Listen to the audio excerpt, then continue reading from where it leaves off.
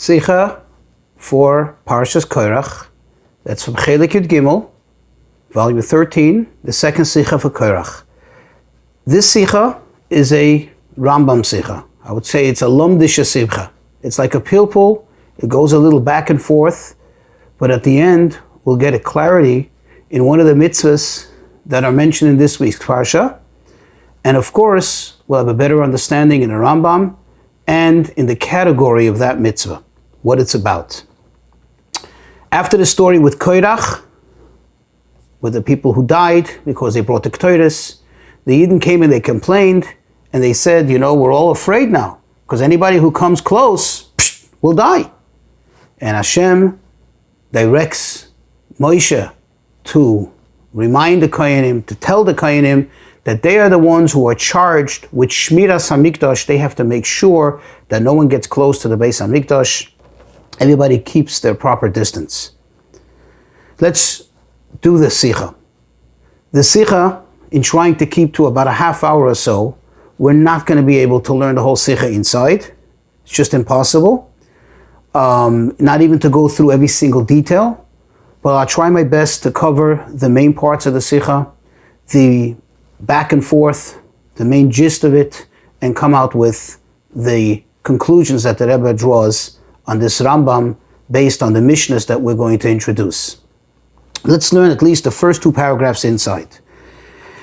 Min haksuvim shebeparshasenu hamedabrim b'shmiras hamikdash, from the psukim that are in our parsha, which speak about the guarding of the Beis HaMikdash, Lomad HaRambam b'Sefer HaMitzvahs, the Rambam learns in Sefer HaMitzvahs, quote, Shetzivonu lishmoyer HaMikdash, that Hashem commanded us to guard the Mikdash, v'laleches sevivoy tamid, and to continuously, constantly go around it, lechabdoi, to honor it, u'lereimimoy, and to exalt it, u'legadloi, and to make it great, v'hu amroi, and he says, quote, in the pasuk, la'aron ve'ata, to speak to Aaron, saying, ve'ata uvanecha itach lifnei oyel ha'edos, that you and your children together with you before the tent of meeting, right? Tzaloima, meaning to say, atem tiyu li lefonai tamid, you shall always constantly be before me. Ukvar nichbal ze hatzivui beloshen acher, and this commandment is again mentioned in a slightly different expression. And Hashem says, and he quotes the pasuk, "V'shamru es mishmeres oyel moyed," and they shall guard the guarding of the oyel moyed, of the tent of meeting. End of quote. That's how the Rambam presents the mitzvah in the Sefer HaMitzvahs.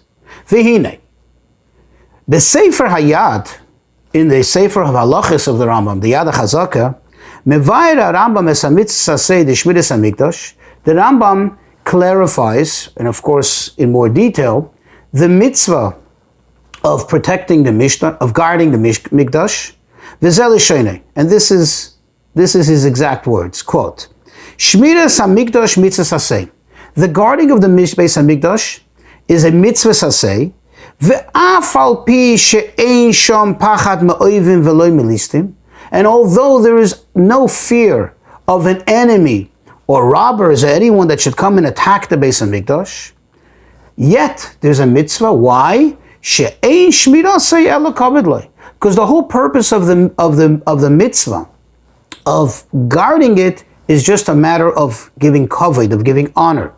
And he explains, Einay doime palterin sheyesh alav shomrim lepalterin she'ein alav shomrim. You cannot compare a palace that has guards to a palace that doesn't have guards. I mean, we all know that all the big palaces in the world have like an honor guard, even though they're not the actual protection of the place, but they are there, and that gives honor to the place. And then umamshich b'halacha beis, the Rambam continues in the second halacha, quote, ushmira zu mitzvasa kol halayla. The guarding of the guarding of the Beis HaMikdash, the mitzvah is the entire night. V'hashomrim heim, who are the guards? HaKoyanim, v'Alevim, the Koyanim and the Levim. Shenemar, like it says, ve'ato v'necha itach alfei oyel ha'edus, that when he quotes from this week's parsha, and you, meaning you, Aaron, and your children with you before the tent of meeting, Kiloimar, meaning to say, Atem tiyu shomrim li, you're going to be the guards for me. You're going to help guard my palace. And it also says, and it also says, and he quotes that pasuk, and they shall watch, they should keep the guarding of the oil mayit. And it says,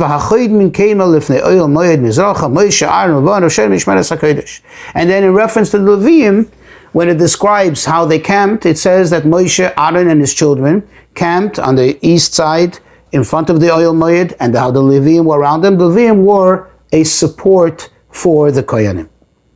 And now the Rebbe asks several questions, and from these questions we're going to segue into an amazing understanding of what's going on here. Number one, you see a difference, a stark difference between the way he describes it in the Sefer HaMitzvahs and the way he describes it in the Sefer Hayad, which is the Sefer of Halachas. In the Sefer HaMitzvahs, he introduces the Psukim right away, and he uses that as the premise of explaining to us what has to be done. Whereas in the Sefer Halacha, in the Yad HaChazaka, the Rambam first describes that you have to watch and why you have to watch, and it's a matter of kavod. Then in the second halacha, he goes into telling us when it needs to be done, and only after telling us the whole halacha does he quote the psukim. Does he tell us the psukim? Why this difference? Now, of course, it may not seem like a big deal to you and me, but the fact is it's the same person that wrote the Sefer HaMitzvahs and wrote the Rambam. There has to be a reason why he chose this particular order. Number two, and this is a very obvious question. If the guarding of the Beis HaMikdash is for the purpose of honoring it, for giving it kavod, then it should be done all the time, 24/7. Why only at night? And the Rambam emphasizes that this is a mitzvah only at night. Number three, if you look just purely at the psukim, it would seem that it needs to be guarded all the time. It says the Beis HaMikdash should have the mishmeres, should have the guarding, should be looked after all the time. It doesn't give us a timeline. So where does the Rambam come up with this, that it's only at night? And number four, what do these words mean? In the Sefer HaMitzvahs, the Rambam throws in loleches sevivoi tamid, to constantly go around it. What exactly does that mean? What does that mean? And what is that all about? In order to understand this, the Rebbe actually directs us to Mishnayos, which is really the source from where the Rambam knows these halachas. The Rambam takes it from the Shas. If you look at Mishnayos, there are two Masechtas that at least part of this halacha, both of them are mentioned and almost verbatim, the same exact words, over in one Masechta and in the other Masechta.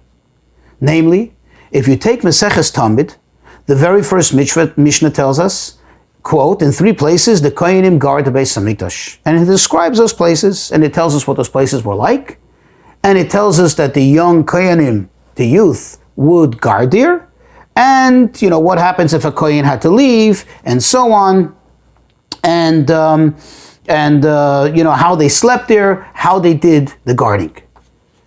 Go to the next Masechta, the very next Masechta, and this is in the same Seder of Mishnayos, Maseches Midos, which speaks about the Beis HaMikdash, the dimensions, how it was built, what needs to be in the Beis HaMikdash, and once again it tells us, quote, in three places the Kohanim guarded the Beis HaMikdash.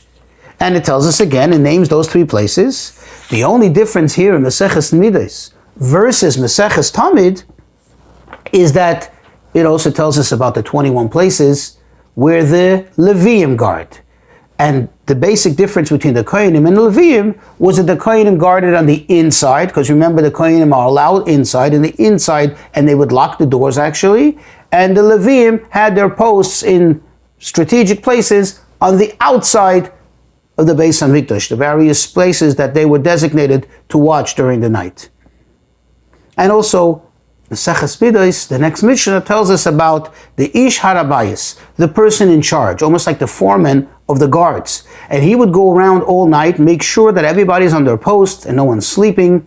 And it describes what would be done if Chas v'Shalom somebody fell asleep. He can even beat him and so on, burn his clothing. The idea is there was somebody always there making sure that they guarded. Why would a Mishnah repeat something that has already been written before? Another question, and it seems to be also very obvious.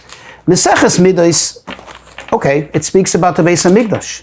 Maseches Tamid, yes, it speaks about the Beis HaMikdash, but not the Beis HaMikdash itself per se, rather the Avodah in the Beis HaMikdash. What does Tamid mean? Tamid means the continuous, constant Avodah. And Maseches Tamid is there to speak about the order of the Avodah, namely the Maseches, the Korban Tamid, how it began in the day, and everything that went along with it, whether it's the lotteries that they made, whether it's the preparation, the cleaning away of the ashes, and things like that. Why would it mention the idea that the Kohanim guarded in these three places? And then once it mentions it here, why would again have to mention it in the very next Masechta, Maseches Midos? Although the Rebbe does quote a Meforish that says, well, perhaps in Maseches Midos, it once again tells us about the three places the Kohanim guarded, because since it's mentioning the Leviim, it already begins from the beginning of the story. But that doesn't really answer the question. Or it doesn't answer all the questions. It certainly doesn't explain why then the Mishnah would mention it again if it had just been learned just several prokim ago, several chapters before, in the beginning of Maseches Tamid. So in Ois Gimel, in chapter 3, the Rebbe begins by giving us a better idea, a deeper understanding into the concept, into the category, the geder, as we call it in halacha, of what this guarding is all about, why they would have to guard. And there's two ways to look at it. You could look at it either it as being just another detail in the whole building / concept of what the Beis HaMikdash is all about. In other words, this is part of the Beis HaMikdash. Just like the Beis HaMikdash needs to have stones, and it needs to build in this particular dimension, and it needs to contain this amount of space, it also needs to have a guard. It's just part of the building, upkeep, maintenance of this Beis HaMikdash, which fits into Maseches Midos.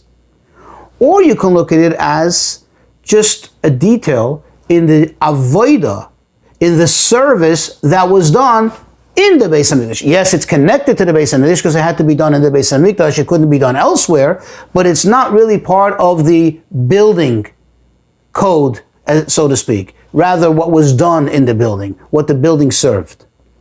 Another way of looking at it, and to get a little more lomdish, and this is a very well used concepts that are used to dissect sometimes a halacha, to better understand it. Is this a matter of chefza, or is this a matter of gavra? Chefza means the object, meaning is this a matter that pertains to the object, to the thing, namely the Beis HaMikdash? Is this a requirement in the chefza of the Beis HaMikdash? Or is this a matter of gavra, the obligation of the individual, in this case the individuals, the Kohanim who work in the Beis HaMikdash? Again, it's connected to the Beis HaMikdash and it serves the Beis HaMikdash, but it's more their obligation. To break it down, do you say this is a chefza of the Beis HaMikdash because this is the kavod of the Beis HaMikdash?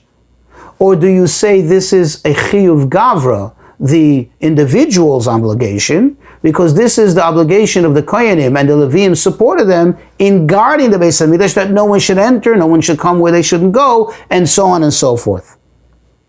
If we use this breakdown, this distinction, we can say that perhaps Maseches Midos, which speaks about the building, the dimensions of it, and the requirements of what it took to make the Beis HaMikdash and bring it up to where it has to be a Beis HaMikdash.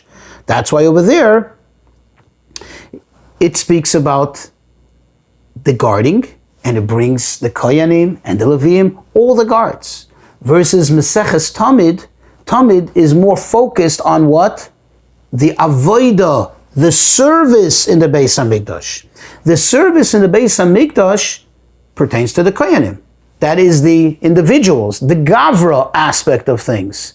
Thus, over there it only mentioned the Kohanim. And the Rebbe will now elaborate. Let's go back to the Rambam. Remember, Hilchos Beis HaBechira. This is the halachas. These are the halachas of what? Of the Beis Hamikdash.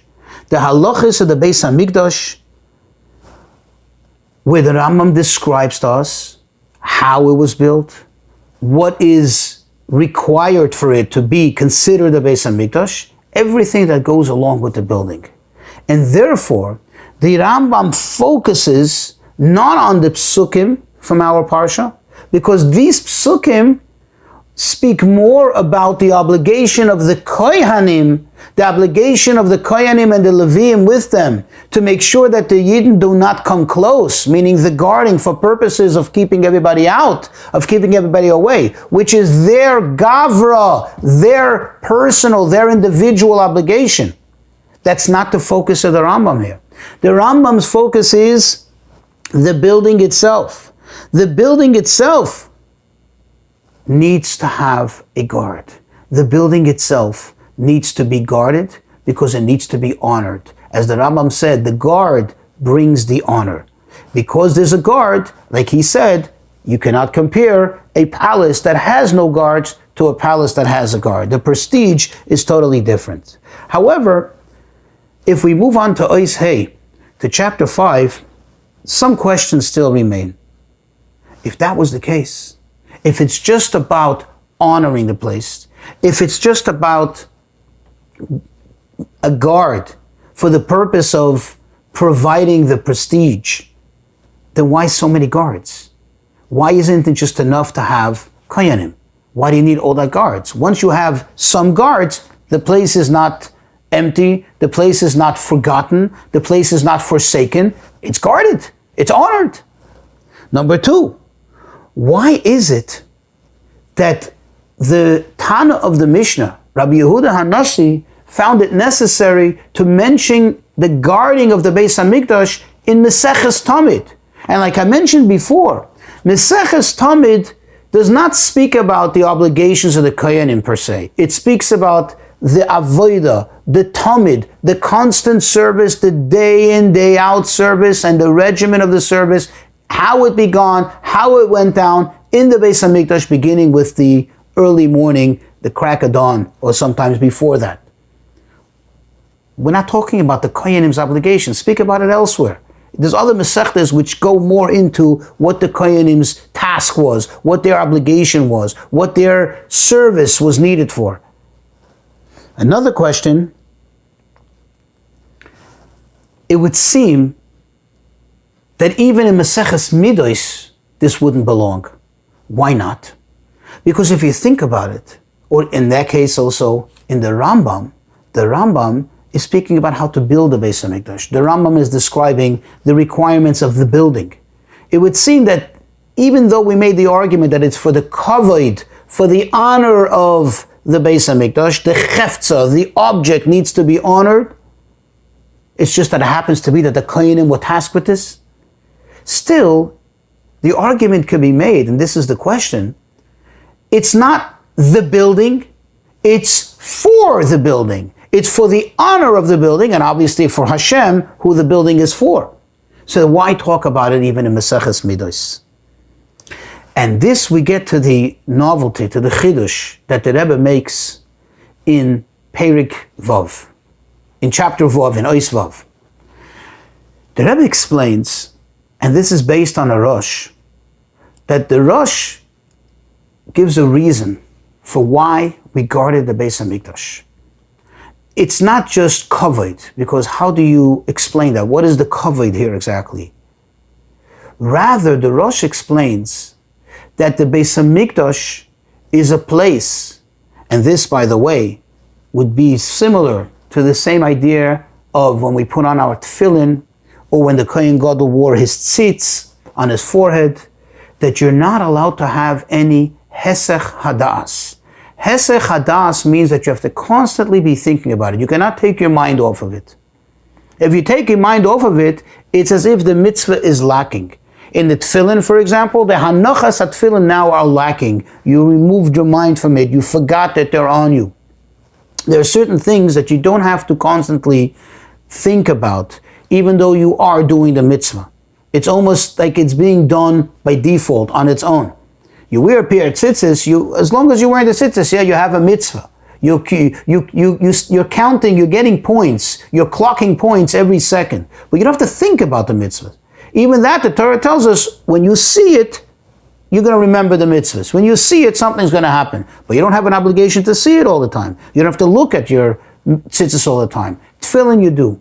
Likewise, at the Beis HaMikdash, the Rebbe explains that the building itself, in order to be, so to speak, for lack of a better term, up to code, to have its full value as the holy Beis HaMikdash, it needs to be constantly thought about by somebody.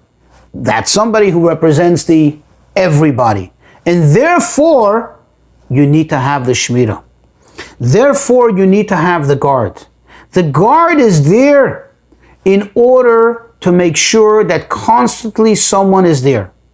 If I was to use a mundane example, a mundane metaphor, they said sometimes about the city that never sleeps.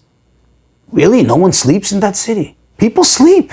Most of the city sleeps. You can feel the difference between by day, rush hour, and during the business hours, and at night. Elamai, what does it mean? What does it mean when you say the city that never sleeps? Because there's always someone awake. There's always something happening. There's movement. There's life. It's not dead. And therefore, it gets coined as the city that never sleeps. The Beis HaMikdash needs to be constantly thought about. The Beis HaMikdash needs to constantly have the attention of the people, the thinking of the people, the awareness, the mindfulness of the people. And therefore, it needs to have the guard. Chapter 7, the Rebbe answers already some of the questions. We already answered the question. Why the Rambam quotes the psukim at the end, because it's not directly highlighting the way he presents the halacha. But here we can have a better understanding why it's only at night. During the day, there was avodah in the Beis HaMikdash. What greater mindfulness than that? There were kohanim milling about, coming and going, all kinds of korbanos and all kinds of avodah. Of course there was mindfulness. There was no need for a guard. And that's why the Rambam emphasizes the mitzvah is at night. At night, when the avodah shuts down, then there is already a possibility of hesech hadas, us losing our mindfulness, especially the kohanim who work by day, they need a rest, they have a full day ahead of them next day. Whether they're doing the actual avodah or they're there on standby, they need to rest, they need to sleep. The whole Yerushalayim goes to sleep. Who is going to be there to keep the mindfulness? Who is going to be there to think about it? That is the honor guard. The honor guard is there, and they are the ones doing it for everyone else, on behalf of everyone. All the kohanim, their brethren, the Levim, and all Am Yisrael. And this explains why it is proper, and it makes sense the way it was quoted, the fact that it was quoted in Maseches Tamid, the fact that it is quoted in Maseches Midos, and the way it was quoted with all the additions and subtractions. And here it is in chapter 8, Ois Ches. If you look at Maseches Tamid, what is it about? It's the tmidius, it's the continuity, the constant avodah, service, mindfulness of the Beis HaMikdash. It fits in. It makes sense. That's where it belongs. In other words, the avodah, the service of the Beis HaMikdash, the upkeep of the Beis HaMikdash is not just doing the korbanos in the morning, turning on the lights, okay, and let's get to work now, and you close it up at night and you turn on an alarm and forget about the place. The avodah is around the clock. It's just that during the day, the avodah takes its place in the form of korbanos, the various things that are offered, the lighting of the night, and so on and so forth. At night, the mindfulness of the Beis HaMikdash, that avodah, keeping the Beis HaMikdash, the upkeep of the building, of the existence of the building, the purpose of the building, the reason of the building is happening tamid, constantly by the guard.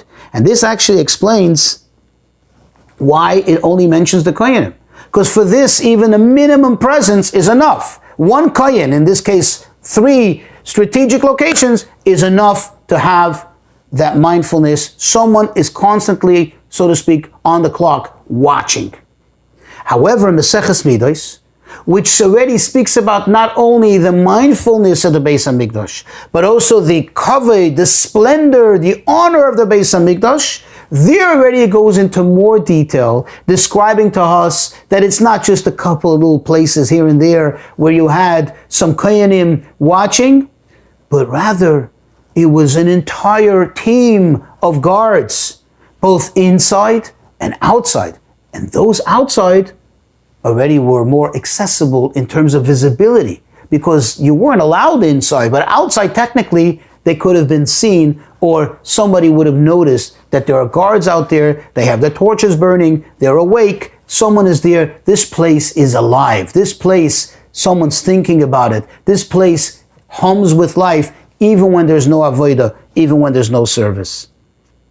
And this brings us to an amazing insight that the Rebbe points out, and this is in chapter 9, Ois Tes.